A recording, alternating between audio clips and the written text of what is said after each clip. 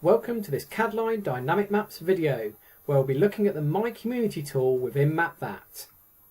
In MapThat, if you display any map layer, such as the wards, by then left clicking in the map you can view information about that location, such as a ward name and councillor.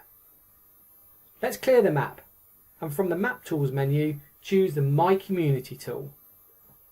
A pin is placed in the map, and on the left hand side the summary section reveals details about the location, such as the ward, bin day and councillor details. If we pan the map to a new location and click Update Your Location, the summary stats are recalculated. Next, let's move the map to another location and choose the Environment tab, which indicates if your property is in a flood zone, conservation area or open space. Tick the map icon next to a layer to load it into the map, and then by clicking in the map feature we can identify this as Leicester Gardens. Let's clear the map again, and now from the search menu let's choose Address Search. We're going to search for an address using a street name such as Ringo Starr Drive. We press OK. From the list let's choose number 4 Ringo Starr Drive, and the map zooms to that location.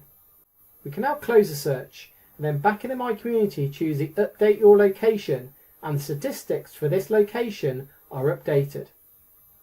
Let's choose the Planning tab, and this time we have a count of the number of planning apps within 100 metres of our address. Ticking the map icon displays those planning apps within the map.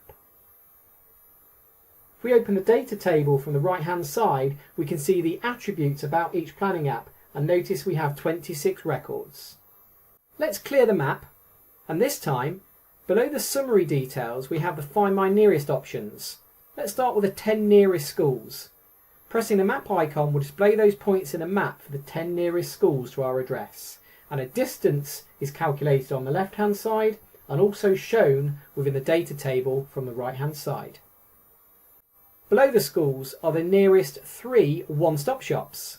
Again, clicking the map icon will display those 3 points in the map, and using the arrow from the right we can show the data table with the distance to those locations.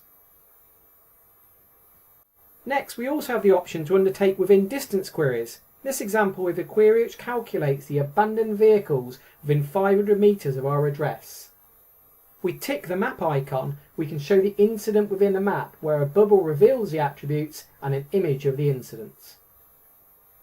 If we now move our map, we can see this incident is within 500 metres of our address. From the top of the My Community tool, there's an option to show the details in a pop-up window.